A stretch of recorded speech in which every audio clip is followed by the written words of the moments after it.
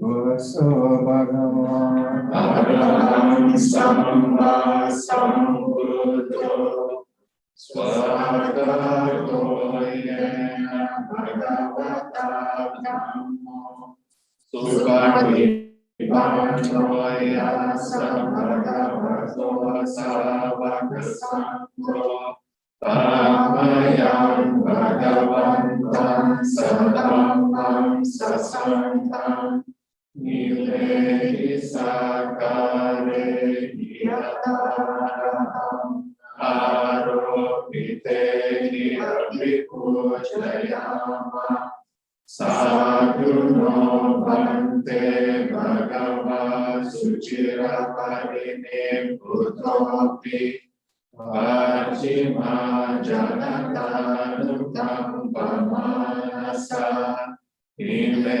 Sakare Dukratapana Karabhute Padigahatu Amakandi Karatam Hitaya Sutaya Araham Samma Sambuddho Bhagava Buddham Bhagavantam Abhivademi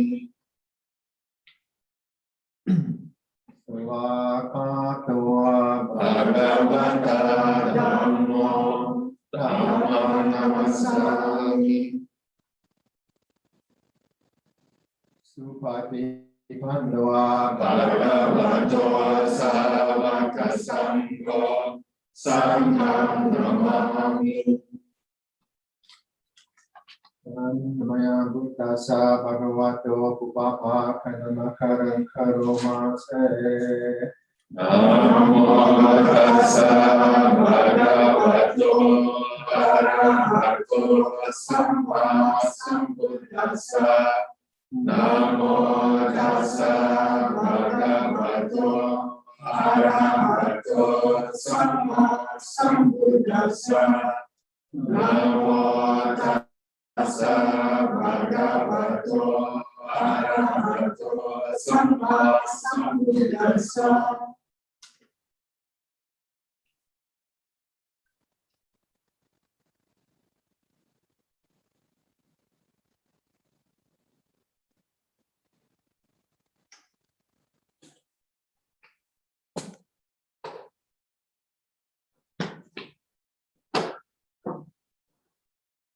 Good evening and good morning, everyone. We're going to sit for 45 minutes and then have a break for 5 minutes, and I'll come back and do a Dhamma talk. So let's sit for 45 minutes. Meditation.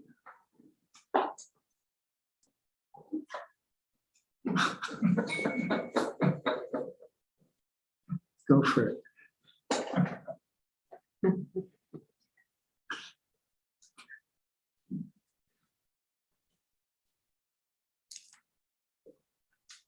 Brahma Chalokati Pati Sahampati Katanjali Anati Varangaya Chata Santida Sata Pajakajatika Te Se Tu Amam Anukam Imam Pajam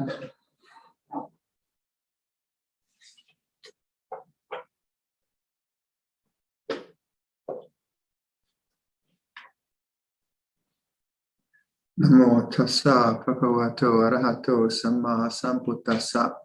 Namo tassa bhagavato arahato samma sambuddhassa.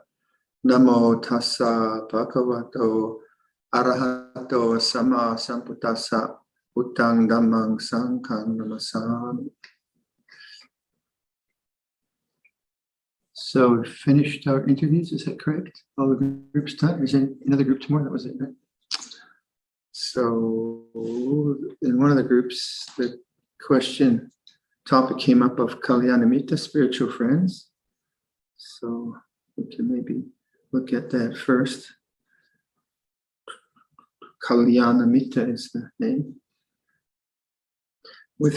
So this is from the texts. With regard to external factors, I don't envision any other single factor like friendship with admirable people as doing so much for a monk in training, who has not attained the heart's goal, but remains intent on the unsurpassed safety from bondage. A monk who is a friend with admirable people abandons what is unskillful and develops what is skillful. So then the Sigalovada Sutta is from the Digha Nikaya. Sometimes they call it the Sutta of Lay Ethics, I think. And this is just a part of it. So Sigala is a householder, young guy.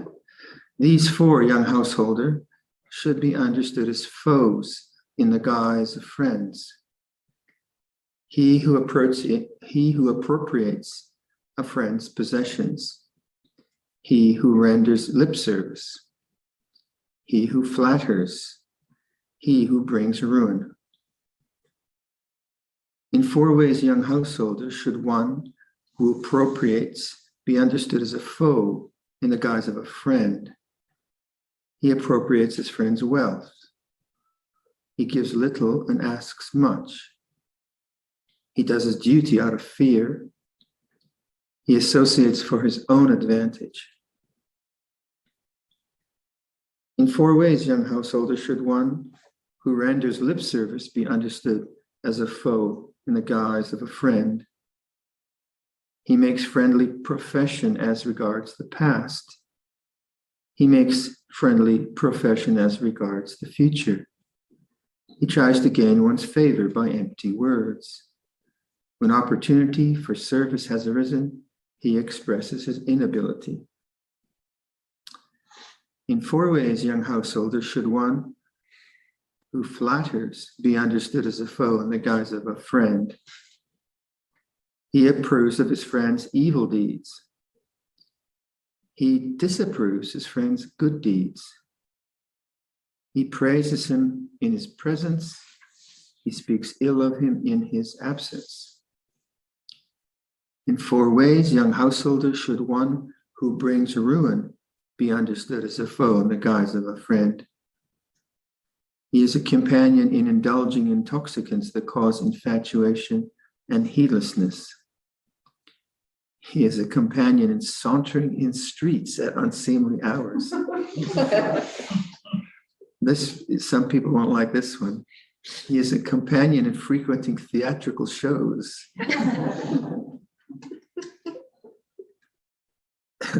You know, this cultural context. He is a companion in indulging in gambling, which causes heedlessness. Thus spoke the Exalted One, and when the Master had thus spoken, he spoke yet again. The friend who appropriates, the friend who renders lip service, the friend that flatters, the friend who brings ruin. These four as enemies the wise behold. Avoid them from afar as paths of peril.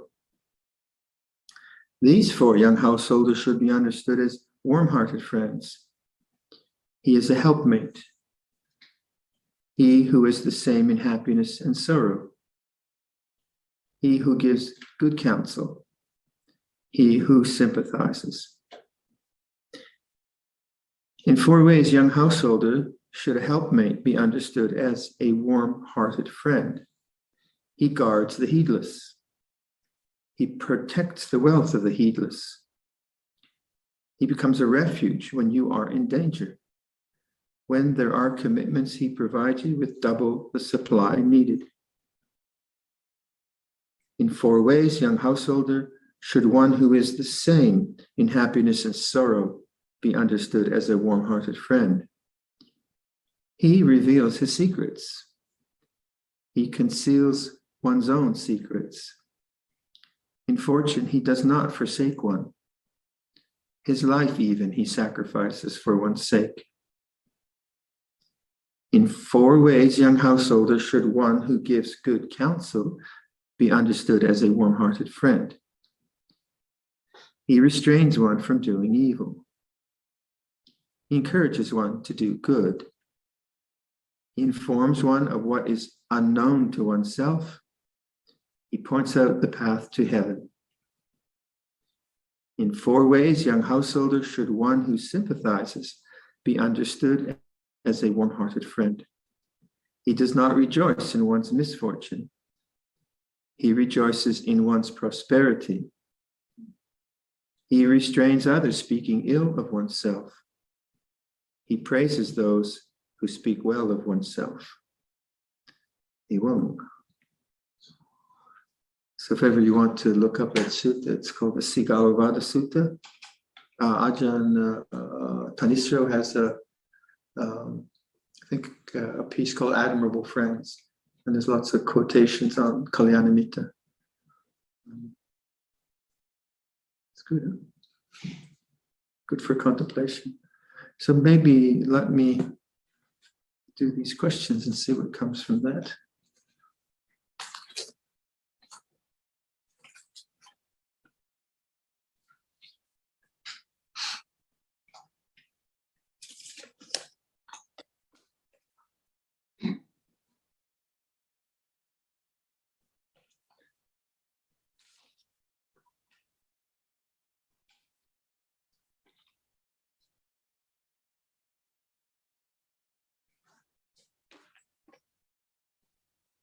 The tension builds.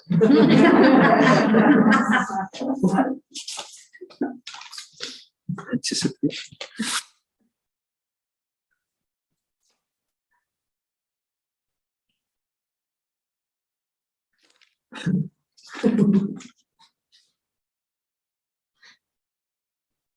Okay, start with this.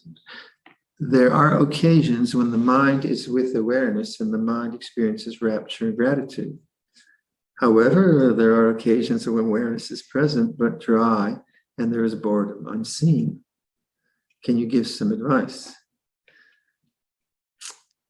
Don't make it a problem. You look at desire. Obviously, rapture and gratitude seems like a neat thing to have. But it changed.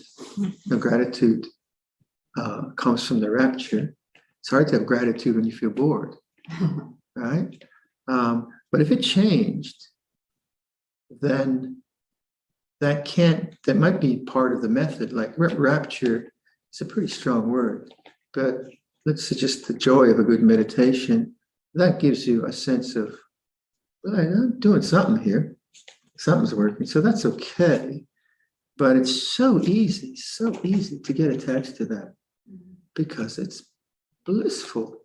And that's what you've been looking for 20 years. And finally, now. And then the next day, yeah, I think we've all been there. You just fall into hell.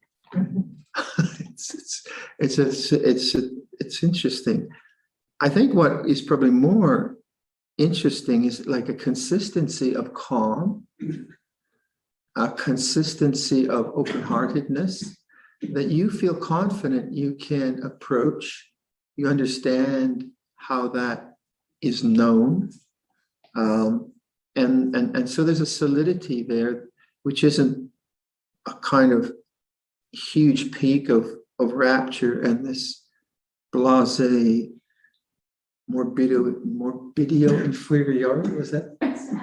You keep looking at my English professors. Do you remember that? Yeah, it was a novel about India.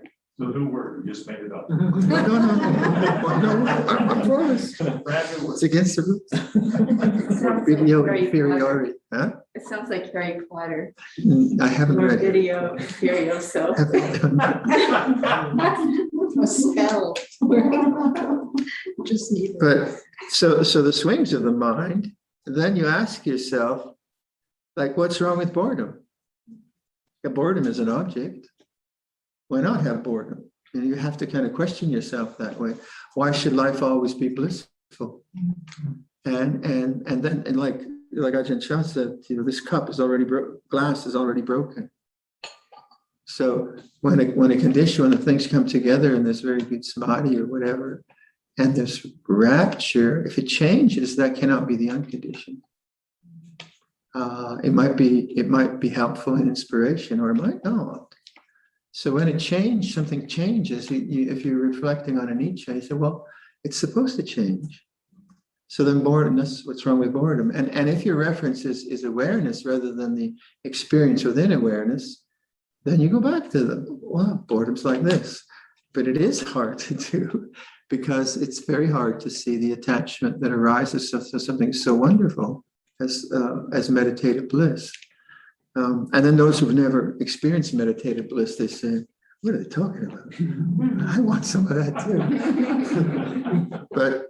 But like calm and presence and spaciousness and openness, these are things which are always available, and they're not. They lead to a kind of and also the willingness, like I was talking with you, right, with like many years of facing anxiety, many years, and just looking at that and being willing to meditate with that is the foundation for joy. Doesn't seem that at the time, and that joy is solid because it's no longer inflicted by anxiety, because the anxiety's been it's gone away from the mind. The causes for future anxiety have been addressed, and it's not there. And so there's this joy in the heart because things have ceased, and it's solid. It's not because it's just there all the time. It's not like constructed through some meditation thing. So when things change, that's anicca sanya, but dry and there is boredom. So dry is a pretty pejorative word, and boredom is very. But then obviously the person goes into becoming someone who has a problem with dry and bored. But it's only a problem because the mind creates it, because it has its preferences. And not to say it's so understandable with these states of mind, it's so understandable. So I would say to this person, when you meditate, you really have to look at anticipation. Having achieved, and achievements are in themselves dodgy things, having achieved a state of consciousness which is rapturous, then your next meditation is going to have looking for that, and there won't be pure awareness. Once pure awareness is established, then boredom is as it is, and behind that there's the space of silence and peace. So then boredom really doesn't make sense anymore. It's like, so what? Well, what is boredom? Boredom is a function of desire. It can only be boring if you want some kind of excitement or something interesting. And notice that in meditation we don't use interesting things. Your left elbow. I mean, that was exciting. So, whoa. So we're not trying to excite the mind. We're trying to be with sense experience in a way which is present, calm, open, that kind of a thing. So when a person's had a very interesting experience like this, then the next meditation has to be an exploration of desire and anticipation and expectation and hope, because the desire for this experience will be so strong that within 3 seconds it'll be disappointing, because the mind's looking for that. You think, I own that now, it's mine, but you don't. And then right away they'll be looking for that, and as soon as you're doing that, you're not on the path. You're in bhava tanha, so we mean classic bhava tanha. So if a person can recognize that and say, I'm happy to renounce that for the rest of my life. For the next 20 lives, I don't need any bliss. I'll just do boredom. And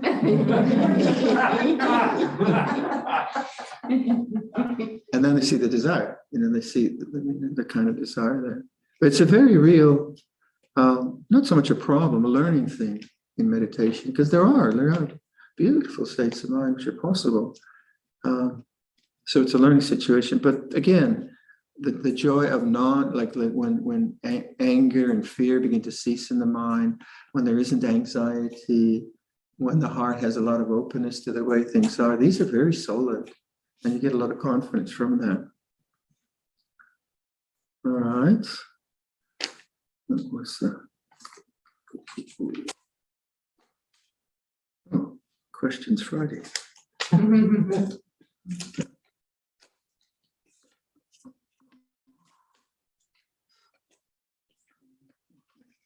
I was given permission to skip this one.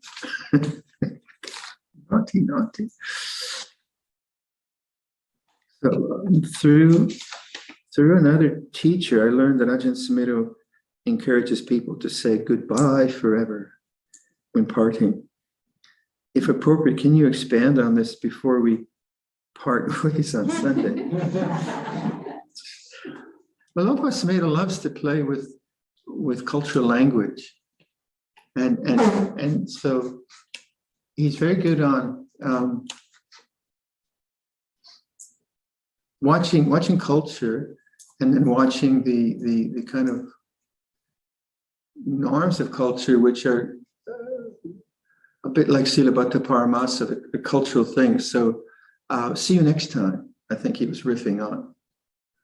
And see you next time, see you later. And so he would hear that and say, okay, how about goodbye forever?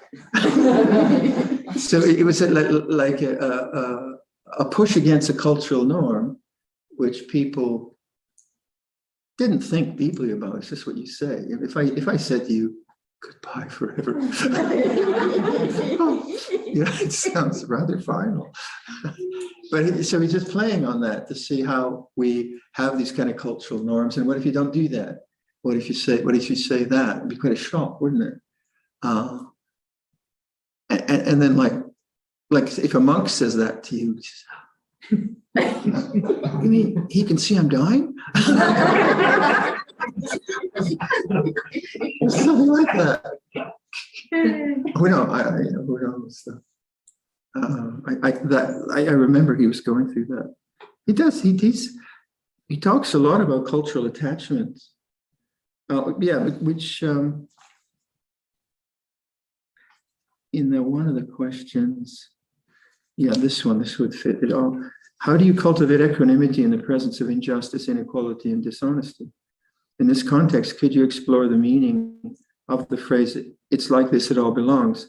And where Luang Por's a teacher is quite often responding to some kind of cultural bias that he's noticing in language and expression.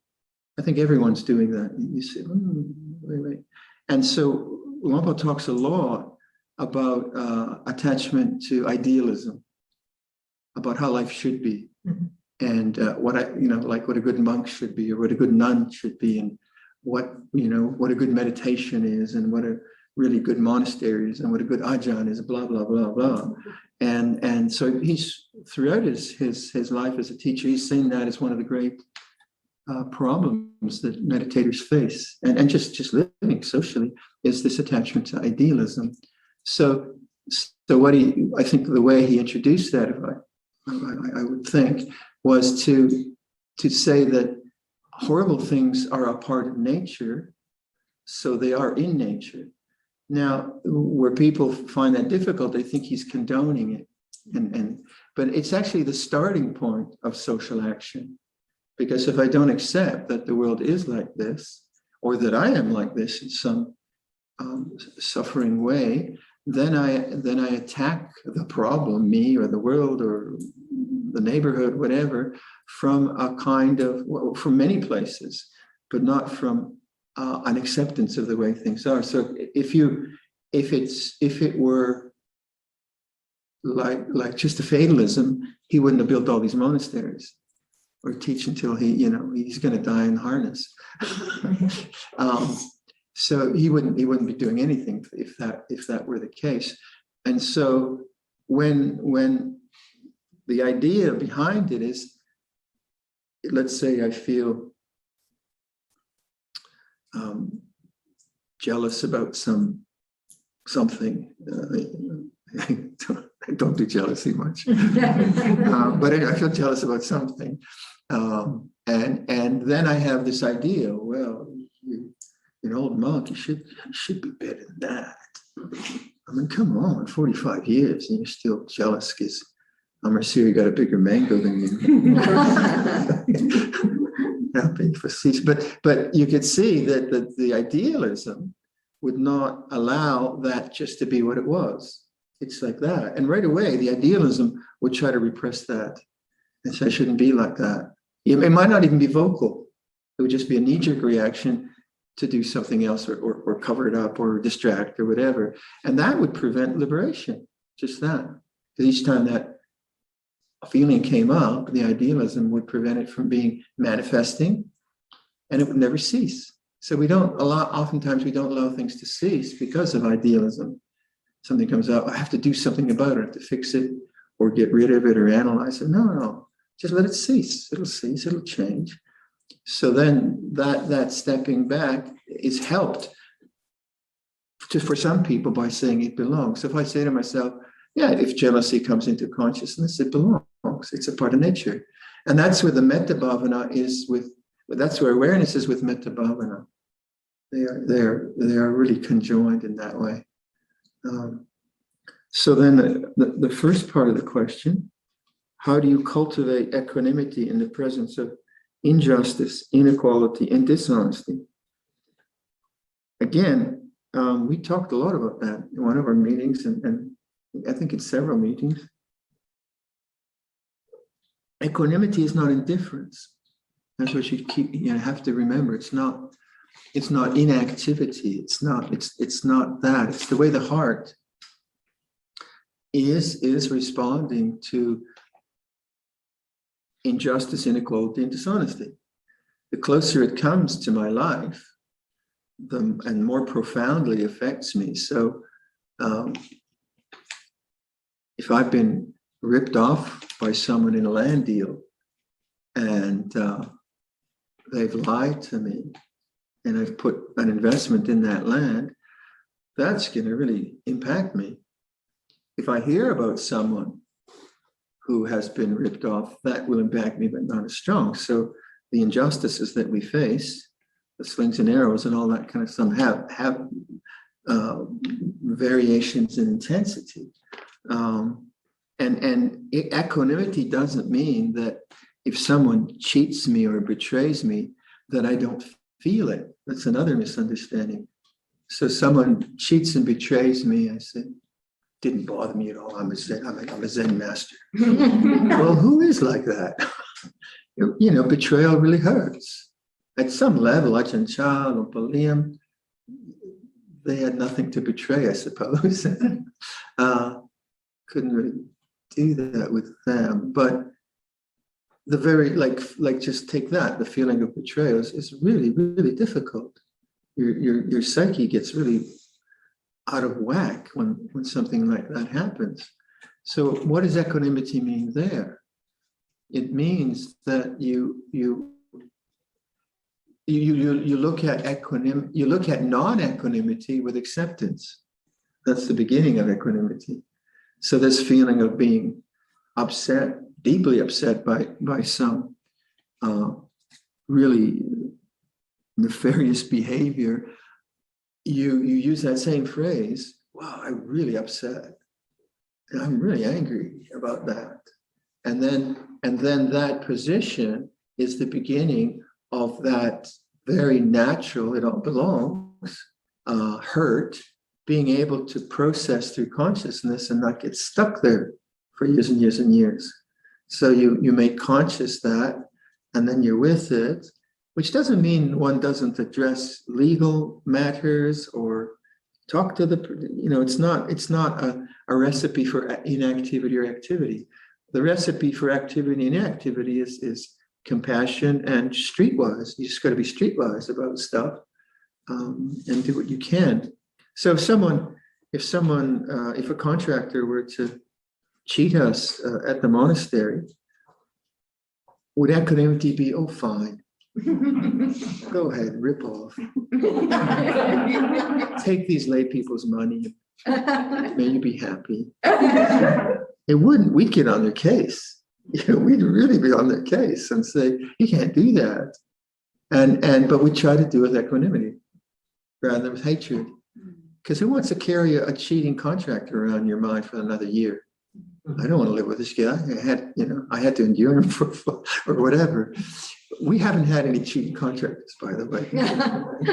We've been very, very lucky. But if that were to happen, so then would equanimity be not feeling? No, actually it would be full feeling. it would be fully feeling the results of, say, this cheating betrayal. And the full feeling is pre-thought. When I start to think about some pain that's been inflicted on me, then I'm somewhat removed from the pain. Pain feels a certain way, and then I start to think about it, and I have to. But when I think in a narrative way, what has happened to me, I don't really feel the pain. I mean, the thought. So full feeling is like, wow, this really feels, this is horrible, and then the mind wants to go to revenge or hopelessness or despair, and these are all thoughts. These are thoughts that come up. So it's like letting go is also full feeling.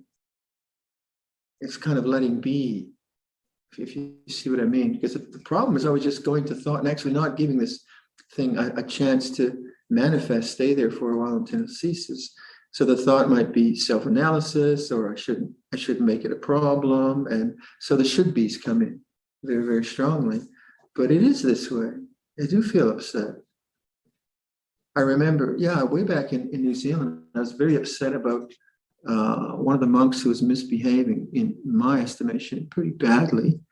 It wasn't like totally immoral or something like that, but it was really, really wrong. And I was having a hard time handling it. It's really messing my mind, because it was somewhat kind of a dysfunctional situation. And I didn't understand it. And then one of the other monks came up to me and said, "You're not handling this well, are you?" "Well, thanks." And I'll feed you too. I said, I want to kill both of them. Yeah, I did. But this is what murderous feeling feels like. And then I really had to go to my kuti. I just had to give myself a lot of time to see. I was very confused by it, but I just kept watching the confusion, the interaction, watching the confusion, and then I got it. Okay, I understood it. And when I understood it, this monk who was really misbehaving, I asked him to leave, but I couldn't ask until I had figured it out.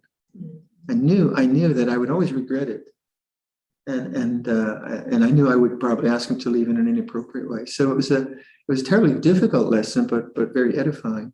So if I would have said equanimity is not feeling anything like this other monk said to me, that's not life. But the beginning of an equanimity is making conscious these very real things, and that's where this phrase "it all belongs" is very, very useful. This is nature. Nature feels awful sometimes, and then you have a kind of then awareness isn't just control. I think perhaps, do people mistake awareness as control? If I was really aware, I wouldn't feel this. I'm not sure. Maybe not. But you can see how that might happen if you had a really idealistic sort of mindset. But all these phrases teachers just introduce into a culture, and if it doesn't work, then don't use it. And I think teachers are always trying to find ways which present the teaching in a way which is which understands our cultural attachments, where we get stuck. So we get stuck a lot in self-disparagement and guilt and things like that. I think, if I remember correctly, His Holiness was asked, His Holiness Dalai Lama was asked about guilt in Tibetan society, and the word had to be explained to him. I think I've heard that. It wasn't. You what? You don't have that word? You don't use those ideas? But so our kind of cultural things. So injustice, inequality, and dishonesty. It shouldn't be that way. That it shouldn't be that, but it is that way. It's that way. And what can I do then? What can I do in my local environment, or in my writings, or in whatever I can do? That's from Toronto.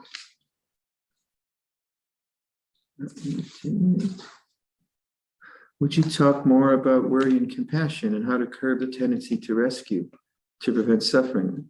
We had that in a couple of meetings as well. We have to differentiate between worry and compassion. Compassion isn't worry. It's wanting the life to be other than it is, and fearing the worst possible future. And the worst possible future, if it's possible, is possible. that's the problem with thought. And compassion is the feeling of, it's the open-hearted feeling of the suffering of someone else or yourself. It's not an attempt to fix it yet. Now, compassion can be the activator for trying to help within one's resources. But if one isn't aware of the desire I have for this person not to suffer, and I keep functioning, if I never make that conscious, I don't want you to suffer. I don't want you to have pain. I mean, that's a good wanting, isn't it? But when it's held, then you're kind of trying to live their karma. You know, you have to live your karma. My mom's pain, she had to live hers, and I have to live mine. And that's not indifference. That's more, it's like appropriate wisdom. So peacefulness or equanimity within compassion is important. And the images that you always have in the texts are about a mother. She easily has loving kindness for her child. She easily has compassion for her child.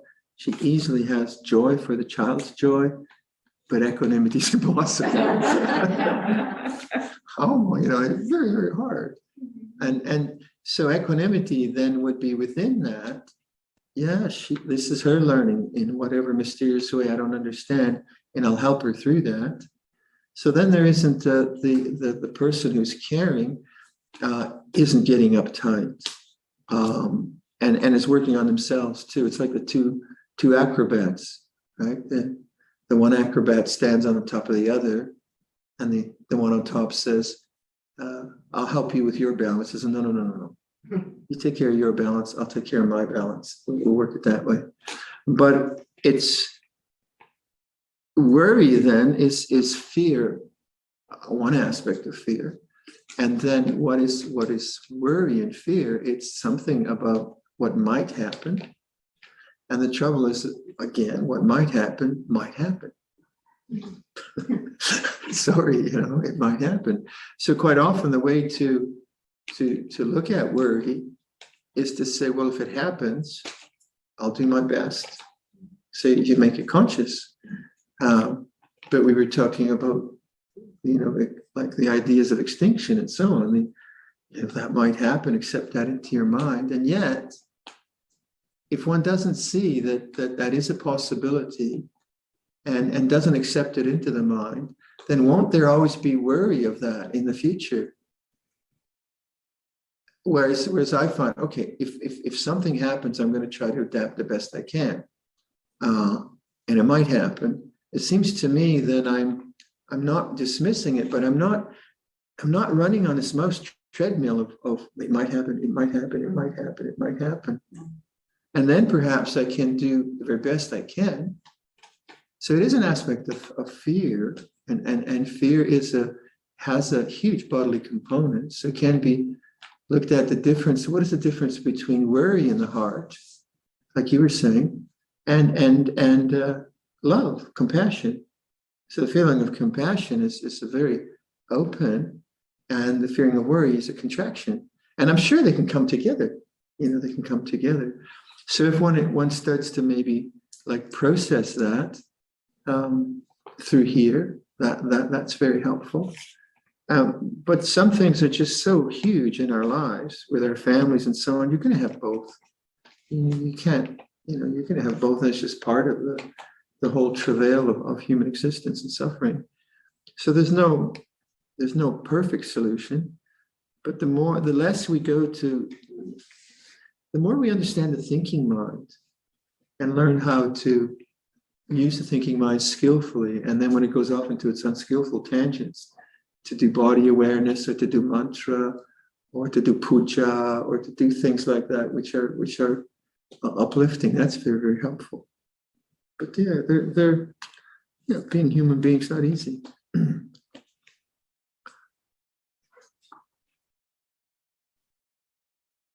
Okay, here's one. This is you ready? A senior Dharma friend, this is from Hong Kong. A senior Dharma friend told me this: practice present mind awareness. The method is looking at the wall in a relaxed manner without focusing. Stop making any intention. Practice as many times a day as possible. Just that simple practice. Eventually there's no thinking, only aware of the awareness, and come to a state of stillness. Then you can be free from being conditioned, being autopilot, and living with true happiness. He claimed he is now always happy by maintaining present-mindedness. He persuaded me to simply practice that and put aside the anapanasati I have been doing. Here's the question. Luang Por, is present-mindedness really that powerful? Is it that simply being present-mindedness could lead to unconditioned happiness? Is it really that simple? Oh, yes and no. Not here. It's a pedagogical device. But for this person, this works. And they think, now this will work for everyone. And this is known as meditative technique fundamentalism. My technique will work for you. Maybe. It depends. So it depends. Maybe you'll try that and you'll fall asleep and hit your head in a wall. I don't know. That's happened. There's certainly truth in this. There's certainly truth in that. But all you can do is try it. Try it out. See what happens. But then, why have you been doing anapanasati? Does it not have any relevance? Does it have? It doesn't not have a way of entry into what this person suggests? Can't there be like two possibilities? Can't you mix and match? You have to be, and it's so on and so forth. So I'm always wary when someone who has success in a technique, then I find this with medicine. People will, like, what was it? I won't go into a certain kind of medicine, but someone told me to stop taking statins.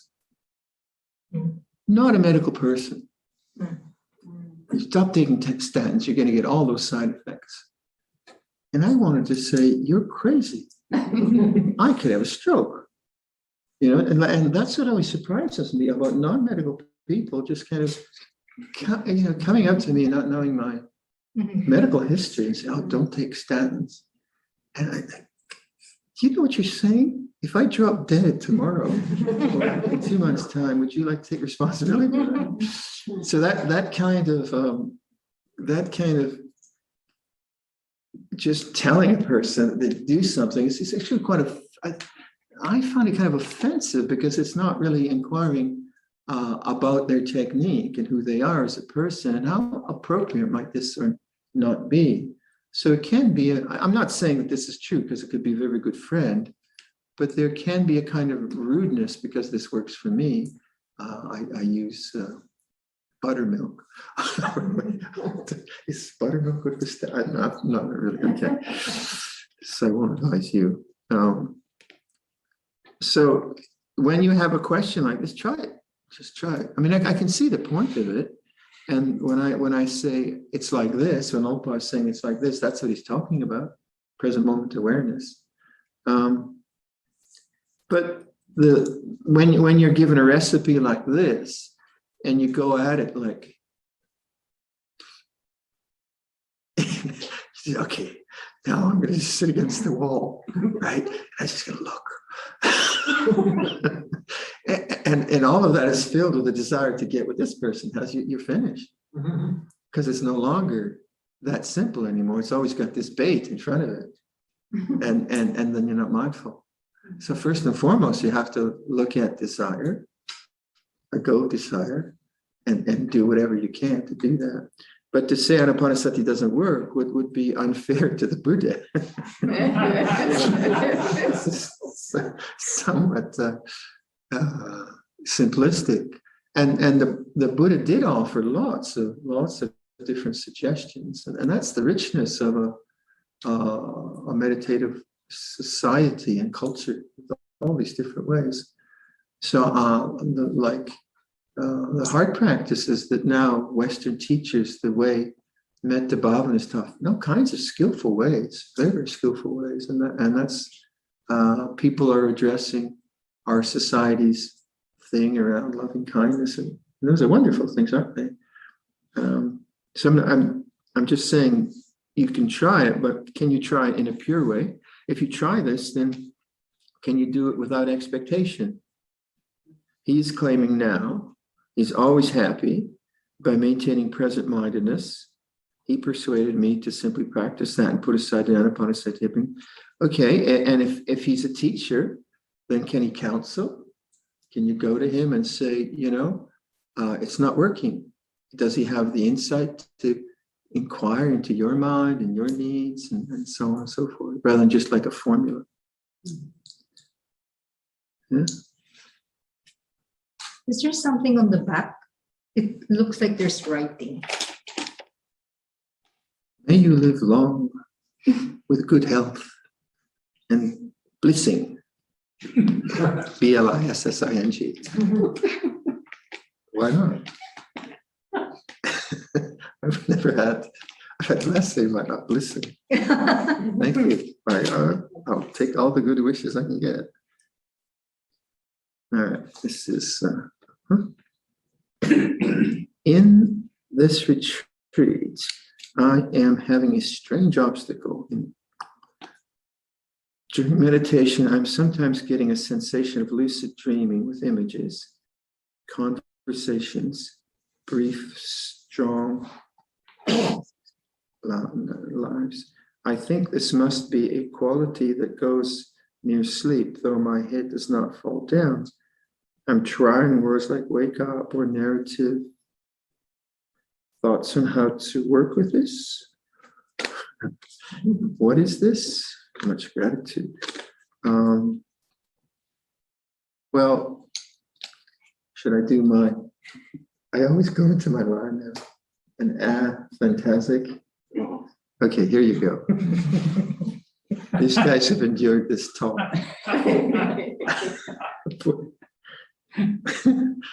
So I discovered that in psychology, they have a phrase called an aphantasic and a hyperphantasic. New to you? Have you heard that one? No.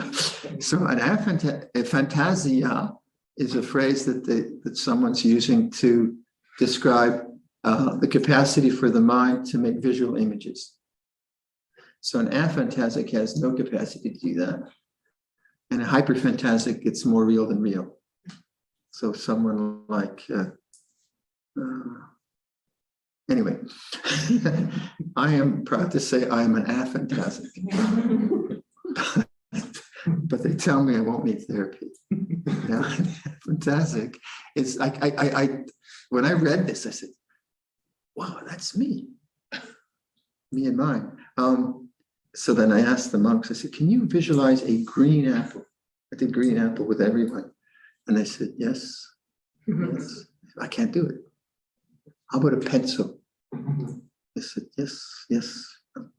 So one of the monks has more on the hyper, because he can visualize Avalokiteshvara and all kinds of deities. I won't mention who.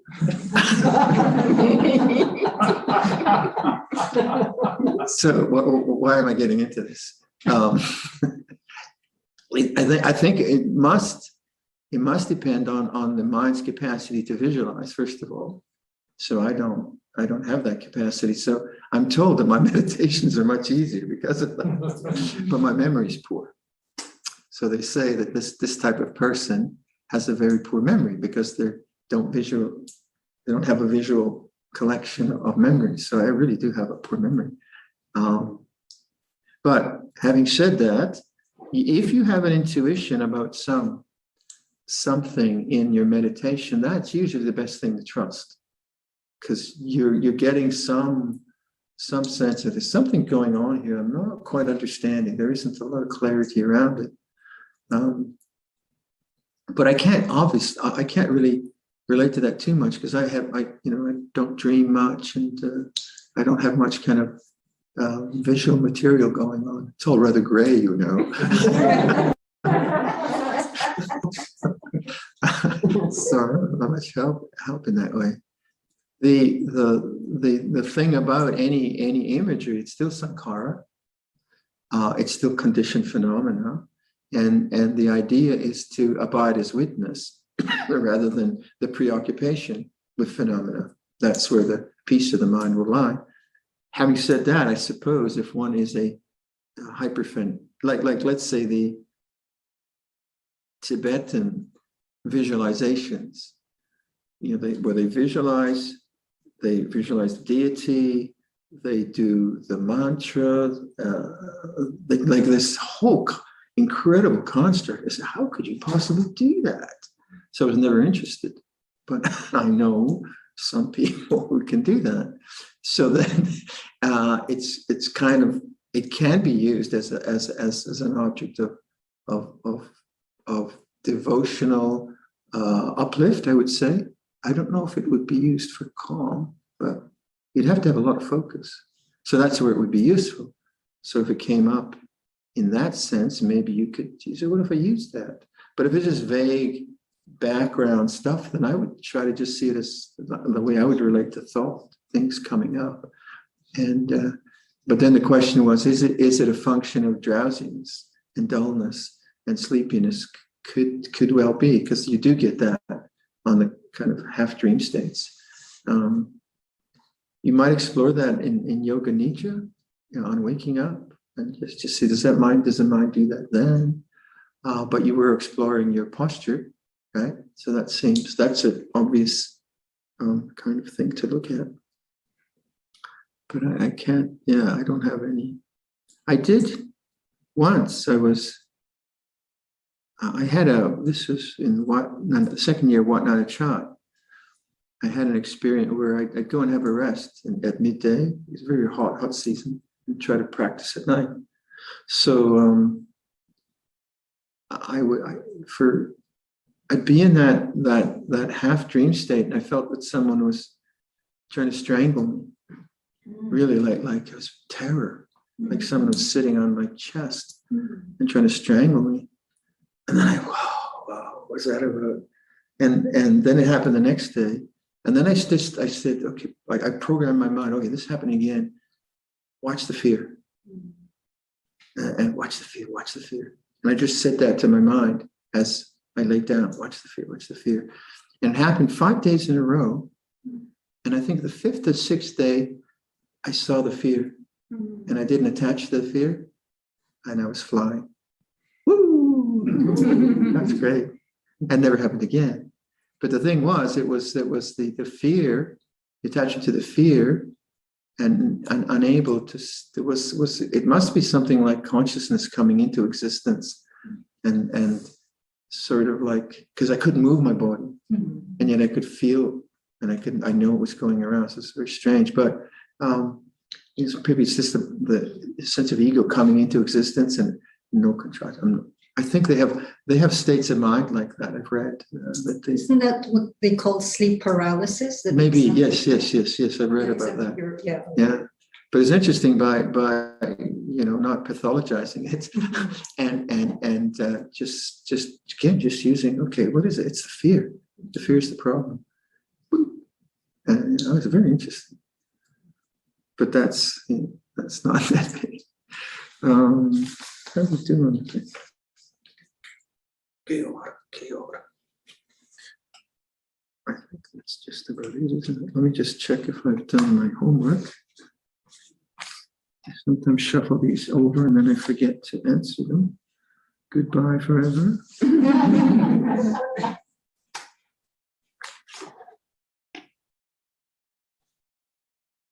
Someone asked me to talk about the senior Ajahn Chah disciples.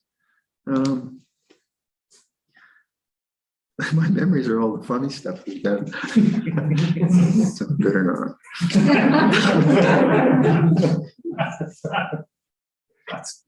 Because we've been up to some stuff.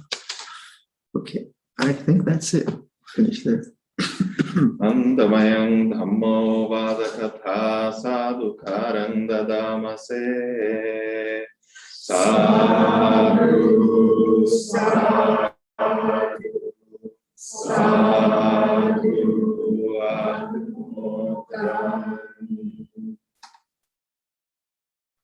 So tomorrow is our last full day together. That's a perception. Isn't it? So it is a truth, but the perception of 1 week of practice is different than a perception of the last day of practice. So then the last day of practice is great if you've had a terrible retreat. Yeah, that's the perception. I'm out of here. If you've had a really good retreat and you're going maybe back to something complicated, then last day is and then if it's been ho-hum, then the last day's ho-hum. Perceptions work that way. Shall we close with the loving kindness? This is what should, or are we doing, what should we do? Sublime Abidings, page 43.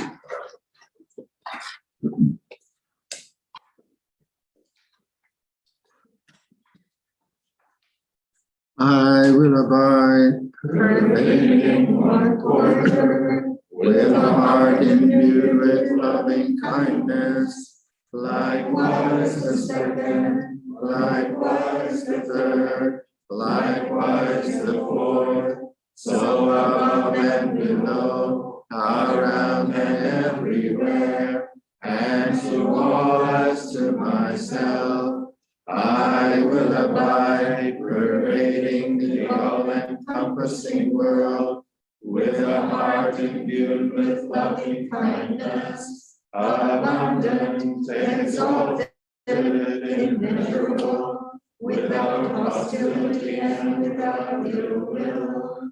I will abide, pervading one quarter, with a heart imbued with compassion.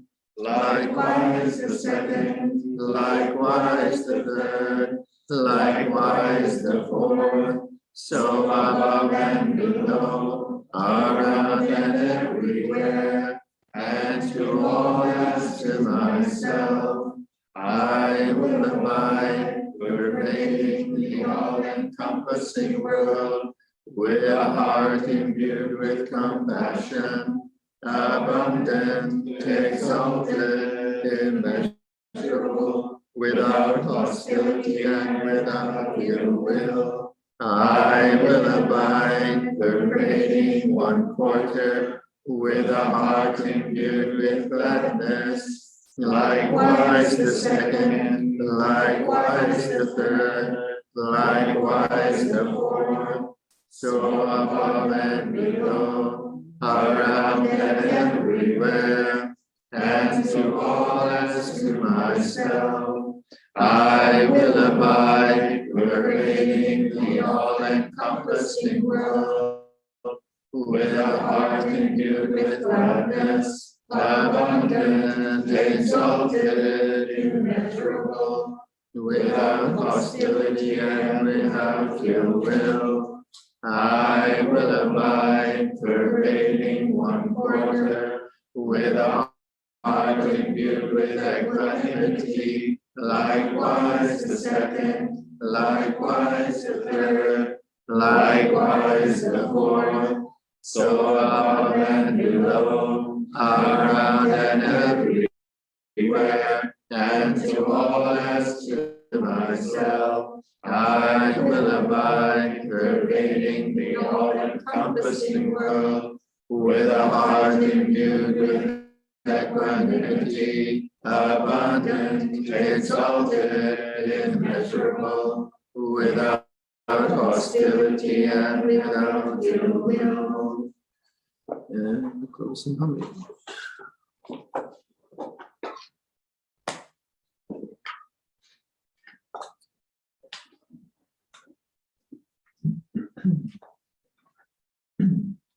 Arahang Samma Sambuddho Bhagava Buddhang Bhagavantam Abhivademi Swakato Bhagavata Dhammo Dhammam Namissami Supatipanno Bhagavato Sāvaka Saṅgho Sangham Namami